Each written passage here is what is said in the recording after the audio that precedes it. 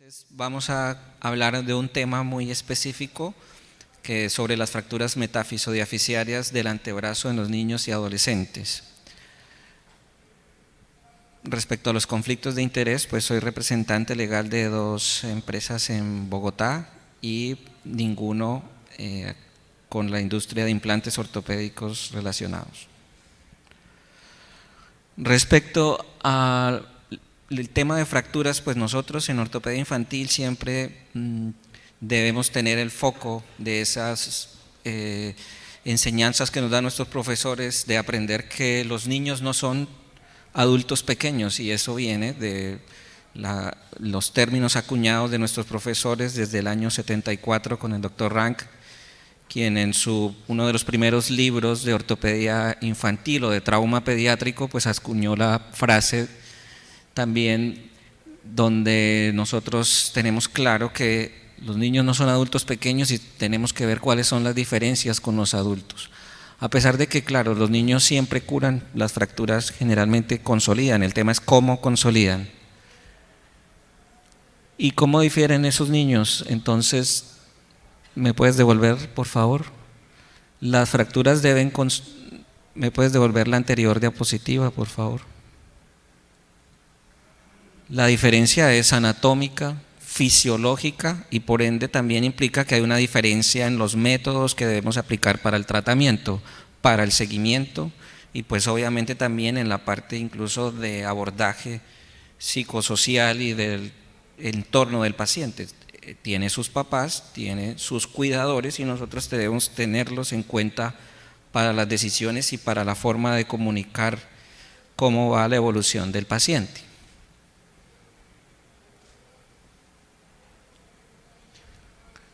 Entonces el doctor Slongo en el año 2005 pues nos ayuda a comprender, a organizar la información para tomar decisiones en el manejo de las fracturas en los niños. Este es uno de los puntos que debemos recordar siempre en el manejo de fracturas. Dos factores más importantes, la edad. En este caso vamos a particularmente hablar de un hueso y un segmento específico, decidir si el manejo es quirúrgico o no quirúrgico, cuáles son los equipos disponibles, la tecnología que tengamos.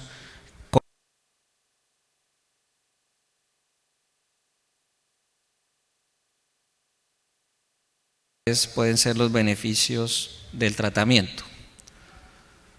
Entonces en el antebrazo y en el radio distal pues hay diferentes patrones típicos también por esas diferencias anatómicas y fisiológicas de los huesos de los niños, con unos patrones que generalmente no tienen algunas grandes implicaciones, pero hay algunos patrones como conocemos la deformidad plástica que sí puede aisladamente incluso comprometer la función del antebrazo. Respecto a las fracturas metafisodiaficiarias, pues son una parte donde vamos a encontrar que pueden acompañarse de otros patrones, pueden ser aisladas o también tener compromiso articular o de las articulaciones del codo y del antebrazo. Existen las clasificaciones además de la AO, pero si nosotros revisamos el segmento distal del antebrazo y del radio distal, no está especificado en una completa clasificación la parte metafisodiaficiaria, tanto en el radio distal como en el antebrazo. Sí están obviamente todos los otros patrones con compromiso articular del radio, de la articulación del codo y de la muñeca. Entonces, ¿cómo podemos identificar nosotros la zona metafisodiaficiaria? Normalmente con el hueso del radio pues vemos la clásica medición del ancho de la metáfisis, aquí la podemos tomar sobre la fisis o también sobre todo el ancho metafisiario y medir hacia proximal, y entonces en ese cuadrado tenemos la medición de la zona metafisiaria. Pero el antebrazo y la muñeca funciona como un mecanismo complejo y debemos tomar ese ancho de todo el complejo, tanto del radio y el cúbito, y eso hace que se extienda la zona metafisodiaficiaria, es desde la diáfisis proximal a la unión entre la diáfisis distal. Entonces la zona metafisodiaficiaria es esta área gris donde no está especificado, como dijimos, las clasificaciones de las fracturas. Las fracturas diaficiarias de radio y cúbito hasta el 3.4% son de esta zona, pero el 72% de ellas es en el tercio distal. Y las metafisiarias de radio y cúbito son hasta la mitad de las fracturas en los niños, sin embargo son predecibles, tienen buenos resultados. Respecto al mecanismo de trauma, pues sabemos que son la mayoría por un mecanismo con extensión hacia la articulación radiocarpiana. Estas fracturas son por alta energía, actualmente pues hay más deportes extremos, accidentes de tránsito, como dijo el doctor, siempre hay que sospechar maltrato. La valoración clínica es muy importante, tanto clínica como radiológica. Siempre que tenemos, por ejemplo, acá esta fractura metafisiodeficiaria del radio del antebrazo, entonces tenemos que evaluar también el codo, la muñeca, debemos tener radiografías del codo y la muñeca para descartar entonces una lesión de Montegia, una Ehlers Galeazzi, porque pues, se puede pasar en ese momento. Y también el examen físico es muy importante. Entonces, la edad es muy importante, claro, porque tenemos que hay gran influencia mecánica y biológica del periósteo. Esas fuerzas deformantes harán que la mayoría de esas fracturas consoliden, pero como dije, ¿cómo van a consolidar? Hay buenos resultados funcionales, hasta el 99% consolidan, pero ahí es en los resultados funcionales donde hay diferencias. ¿Y cómo podemos saber cuáles son los que tienen más riesgo de tener complicaciones o problemas? Pues la edad, porque la edad de los 8 años es un corte importante para saber cómo diferenciar la angulación que podemos tolerar en un seguimiento o para decidir un manejo. Entonces, cuando son menores de 8 años de edad, 20 grados de angulación distal o diaficiaria o incluso estando cabalgada, pues podría ser una tolerancia de un manejo no quirúrgico o incluso cuando se hace una manipulación. Pero después de los 8 años ya disminuye bastante. Una angulación menor de 10 grados es la que podemos tolerar en la parte diaficiaria y 15 grados en la parte distal. No debemos tolerar malrotación en ninguna de las dos. Entonces, es la edad muy importante para tomar esas decisiones. Las fracturas metafisiodiaficiarias desplazadas, entonces hasta el 70% de las fracturas de radio distal no requieren reducción, pues si son entonces las fracturas metafisiarias. El manejo ortopédico quiere decir no quirúrgico. Y eso es importante también, como dijimos, es un factor de la comunicación con los padres, saberles informar de manera adecuada cómo podemos esperar una evolución adecuada del paciente. Y la manipulación o la reducción, pues nosotros debemos hacer una tracción suave, hasta 3 intentos de reducción, una fijación si requiere atravesar la fisis, la hacemos con clavos lisos. Se puede hacer, pero pues, idealmente no superar los 3 intentos y tener intensificador de imágenes idealmente para el manejo. Entonces la reducción cerrada pues tiene el riesgo de hacer reintervenciones, de que perdamos la reducción hasta en un 45% si no hay una reducción anatómica y si no hay una adecuada inmovilización. Se tiende a pensar que esos límites de corrección son para un manejo, para controlar el manejo, pero si yo tengo el paciente bajo anestesia, pues la idea es hacer una reducción anatómica o lo más posible llevarla a tenerla anatómica, así sea con yeso. ¿Por qué? Porque después de que haya una desinflamación o pasen los días, las fuerzas deformantes generalmente se pierde lo que hacemos. Entonces los parámetros son los límites, no para dejarla, digamos, angulada a 10 grados, la idea es dejarla a 5 grados en lo posible, lo más anatómica. Y pues todos los riesgos de los yesos. Entonces aquí tenemos un ejemplo de un caso que se maneja con yeso y esta es una fractura diaficiaria que para esta edad ya no podremos tolerar esta, quizá tengamos que remanipular este paciente, no necesariamente llevarlo bajo para hacer una fijación. Y la reducción cerrada y la fijación percutánea pues tiene riesgos como de infección, de úlceras, de inserción en los sitios de los clavos. Y aquí viene un punto importante y es que probablemente la zona metafisodiaficiaria pues tiene dificultades para poder hacer una fijación únicamente percutánea. La reducción clásica pues nos permite hacerla el periósteo, como dijimos, no manipular en exceso. Es importante saber también bajo anestesia, porque tenemos a veces casos en que llega el paciente varios días, entonces la manipulación se dificulta. Hay técnicas como esta maniobra del calzador que nos podría facilitar hacerlo, pero debemos tener cuidado de no hacer lesiones neurovasculares. Por lo tanto, sí es bueno tener como un protocolo de decir, yo lo voy a intentar 3 veces, puedo intentar hacer 2 veces una maniobra del calzador. Si no lo logro, pues definitivamente hacer una reducción abierta.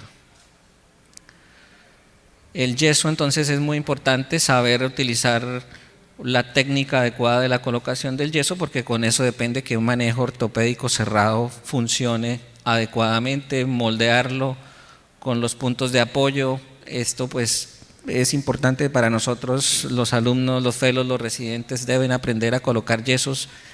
Sin embargo, nosotros no es de práctica común poner yesos cerrados en urgencias. Hacemos los yesos cerrados únicamente en salas de cirugía. Y entonces, ¿cuándo indicamos la reducción abierta? Ya dijimos después de esos intentos, pero también si antes de hacer los intentos yo veo que hay una conminución, que hay una deformidad plástica del cúbito o tengo una fractura abierta con una gran lesión de tejidos blandos, pues directamente puedo pensar en mejor intentar hacer una reducción abierta. Si es una refractura o si el paciente lleva varios días y es muy difícil la reducción. Y entonces el tema de la zona metafisodiaficiaria nos pone a pensar cuáles pueden ser esas opciones de fijación. Una fijación percutánea no intramedular, que es la típica que hacemos para una fractura desplazada o inestable metafisiaria. Una fijación percutánea intramedular o combinada con clavos de Kirchner.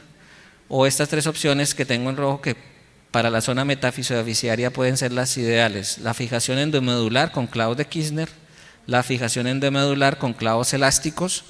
Para el cúbito es la mejor opción. Para el radio, pues vamos a ver que hay dificultades dependiendo de la edad del paciente, del tamaño. Una osteosíntesis convencional con placas convencionales, DCP o LCP de 2.7 o 3.5, y la placa de radio distal para adolescentes o preadolescentes. Fijación externa también puede ser una alternativa. Entonces hay errores frecuentes en el tratamiento de estas fracturas. Entonces, ignorar los principios, esos principios que dijimos, como los que mostramos que nos publica el doctor Slongo, debemos tenerlo en cuenta todo, y un seguimiento estricto. Si hago una manipulación y yeso o si pongo un clavo percutáneo, necesito ver al paciente a la semana, necesito verlo a las 3 semanas, controlarlo con radiografías. Entonces aquí tenemos un caso, hay una pérdida de reducción por una reducción cerrada. Esta fractura es más metafisiaria que metafisodiaficiaria, pero mire, fíjense, había quedado aceptablemente reducida, estabilizada con un yeso que tal vez no cumplía las necesidades, y el moldeo, o ni siquiera era un yeso, era una férula colocada en urgencias y pues claro, perdió la reducción. Tal vez este paciente remodeló, no tuvo problema, pero estuvimos esperando comunicarle a los padres que no va a haber problema con el paciente. Entonces dijimos que se debe utilizar en las metafisodiaficiarias idealmente sistemas convencionales. No recomiendo usar placas tercio de caña porque son placas que no están diseñadas para el miembro superior, producen necrosis por su forma y son inestables, y además al producir necrosis pueden aumentar el riesgo de refractura. Entonces retiramos la placa y son de las que más tienen riesgo de refractura, que de hecho las fracturas diaficiarias en niños y adolescentes tienen más riesgos de refractura cuando usamos placas. Aquí entonces un ejemplo, esta sí es una fractura metafisodiaficiaria, fíjense, entonces fue fijada con un clavo endomedular, pero aquí hay otra de las cosas que no recomendamos: hacer fijación endomedular con clavos percutáneos, porque este clavo vamos a necesitar sacarlo a las 6 semanas máximo, y si no logramos una consolidación vamos a perder la reducción, y resulta que si requirió una reducción abierta pues es muy riesgoso de tener fácilmente un retraso de consolidación, una inestabilidad. Aquí tenemos una diaficiaria manejada entonces con clavos de Kirchner, no son clavos TENS, pero es una opción. Aquí esta la muestro es para que vean cómo se pueden utilizar los clavos de Kirchner también como si fueran TENS, porque la disponibilidad muchas veces es esa. Hay ya trabajos que comparan donde no hay grandes diferencias en poder utilizar un clavo de Kirchner a modo de un TEN. Pero lo importante es que esto queda subcutáneo, no queda percutáneo, y entonces el riesgo de infección es menor. Entonces dije, no recomendamos esto porque esta, por ejemplo, si es una metafisodiaficiaria, otro caso, donde tratamos de no pasar la fisis, entonces también. Aquí probablemente lo que hacemos es lesionar más la fisis tratando de no pasarla, y entonces el paciente tiene un retardo en la consolidación y pues algunos problemas con riesgo, aumenta el riesgo de infección porque hay una comunicación directa con la zona endomedular. Y pues aquí tengo algunos casos. Esta fractura sí puede ser más diaficiaria distal o metafisodiaficiaria, y pues tenemos estas opciones. A ver, pues si ustedes consideran, mirar, son un paciente de 10 años de edad, podría ser una reducción cerrada de clavos percutáneos, reducción abierta y clavos endomedulares subcutáneos, o una reducción y una placa. Tal vez podemos levantar la mano. ¿Quiénes se irían por una reducción cerrada con este caso? ¿Ninguno? ¿La reducción cerrada y clavos percutáneos? Algunos. ¿La reducción abierta y clavos endomedulares subcutáneos? Mayoría. ¿Y la reducción abierta y placa? Pocos. Entonces, claro, se hizo la reducción cerrada pero con clavos percutáneos, no clavos subcutáneos. Y entonces, ¿qué pasó? Pues se tuvieron que retirar a las 4 semanas porque tuvo una infección local, una osteitis, y no había consolidado porque requirió una reducción abierta. Y fíjense cómo requirió después entonces una reducción abierta y cambio a unos clavos endomedulares subcutáneos, que era la opción ideal para este caso. El segundo caso, un paciente de 11 años lleva 7 días con una fractura que es irreductible, y tenemos estas 4 opciones. Fijación endomedular con clavos de Kirchner. ¿Quién se iría por esta? Fijación endomedular con clavos elásticos. Allí hay uno. Osteosíntesis convencional con placa LCP o de radio distal. Sí. O una fijación externa. Pues combinamos. Usamos una placa de radio distal. Este paciente tuvo una reducción muy difícil, y aquí entonces algunas de las cosas que tal vez no sea recomendable, como dijimos, la endomedular con clavos percutáneos. Tal vez aquí lo ideal hubiera sido este mismo clavo pero anterógrado, o un clavo elástico para la fijación del cúbito, o hasta también una placa para el cúbito. Pero este paciente tuvo una buena evolución tanto clínica como radiológica. Otro caso entonces es una refractura de radio distal de un paciente ya más adolescente, y tenemos estas opciones: la reducción cerrada y yeso, la reducción cerrada y fijación con clavo, ninguna también puede ser una opción, una inmovilización únicamente, o una reducción abierta y placa. Ahora aquí algunos se inclinan por ella, y sí, tal vez este paciente sí es ideal hacer una fijación con placa. No era tan distal, pero fíjense cómo aquí sí se pudo hacer una fijación convencional con 6 corticales, proximales y distales. Los cuidados posoperatorios son muy importantes, como dijimos, las radiografías a la semana, la curación a las 2 semanas. Nosotros tenemos un protocolo para hacer seguimiento de los pacientes que requieren fijación percutánea.